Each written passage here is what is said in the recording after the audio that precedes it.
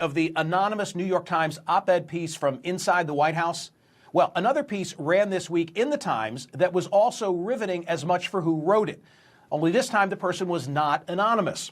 Trump's appointment of the acting attorney general is unconstitutional was co-written by Neil Katyal and George T. Conway III, who the Times identifies as, quote, a litigator at Wachtell, Lipton, Rosen, and Katz in New York. But to the world, he is better known, as our president referred to him Friday, this way. Kellyanne's husband wrong? Who? Kellyanne's husband wrote that. You mean Mr. Kellyanne Conway? That's right. One of the president's biggest critics is the husband of one of the president's staunchest defenders.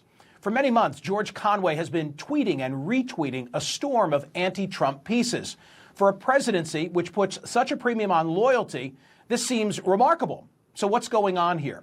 Joining me now is Washington Post feature reporter Ben Terrace, who wrote the terrific piece, She Works for Trump. He can't stand him.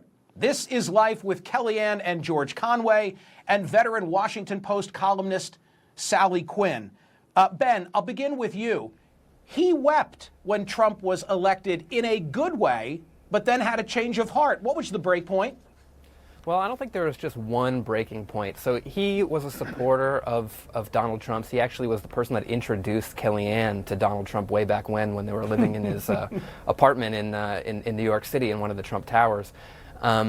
He was a huge supporter, but then, things went off the rails pretty quickly in the Trump presidency, and I think even though he was considering joining and being a member of the Department of Justice, it quickly unraveled, the Comey firing, the investigations, and I think he just saw somebody that he couldn't fully put his support behind. Let me put on the screen something that Ben wrote. I'd actually like Sally to react to it. Ben wrote this: the Conways, like the rest of the country, have been jolted by the Trump presidency. They love each other, are exasperated by each other, talk about each other behind each other's backs. They share a roof and live in different bunkers. Sally, there are a lot of American couples like that. Only one of them doesn't work for the President of the United States. Well, I think one of the things you can do is compare them to James Carville and Mary Madeline, who were the famous couples. She was a conservative working for the Bushes, and was a very famous Clinton supporter, worked for the Clintons, and they wrote a book called All's Fair, as in love and war. But I think that the difference between Mary and James and what's going on with the Conways is enormous. I think it's a totally different circumstance. I mean, we used to say, how can James, I know James and Mary very well. I love them both.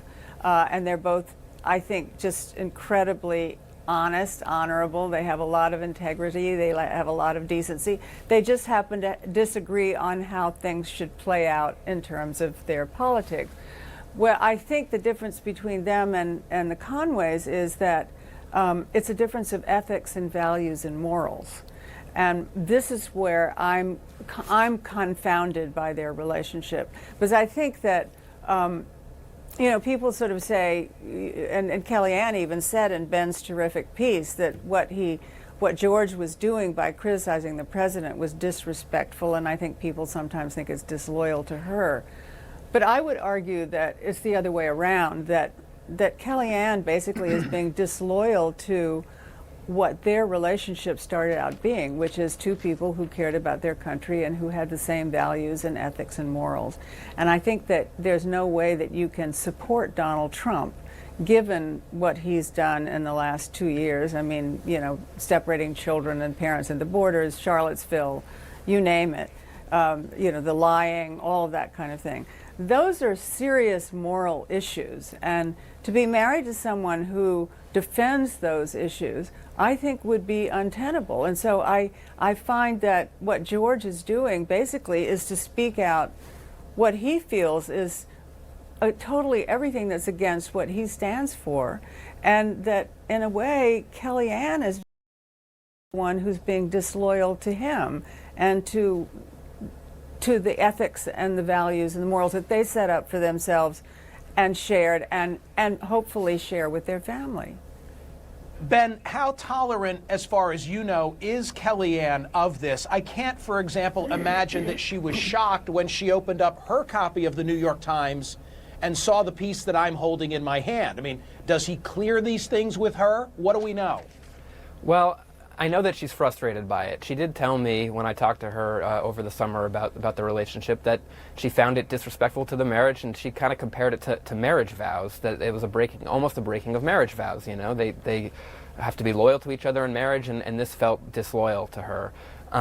He definitely does not clear everything he tweets and writes by her, because she would say no to most of these things. But I think he's frustrated as well. She's frustrated by what he's writing, but he's frustrated by the fact that he loves his wife and thinks that she's incredibly talented and believes that there's a man that she's working for that doesn't deserve her talents. So his frustration is not just with Kellyanne, it's often with the president too.